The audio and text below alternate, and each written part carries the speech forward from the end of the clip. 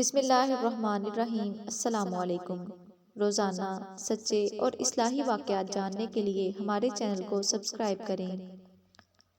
لکھنؤ بازار میں ایک غریب درزی کی دکان تھی جو ہر جنازے کے لیے دکان بند کر دیا کرتا تھا۔ لوگوں نے کہا کہ اس سے تو آپ کے کاروبار کا نقصان ہوگا۔ کہنے لگا کہ علماء سے سنا ہے کہ جو کسی مسلمان کے جنازے پر جاتا ہے کل اس کے جنازے پر لوگوں کا ہجوم ہوگا۔ میں غریب ہوں، نہ زیادہ لوگ مجھے جانتے ہیں، تو میرے جنازے پر کون آئے گا؟ اس لیے ایک تو مسلمان کا حق سمجھ کر پڑھتا ہوں اور دوسرا یہ کہ شاید اس سے ہی اللہ پاک راضی ہو جائیں۔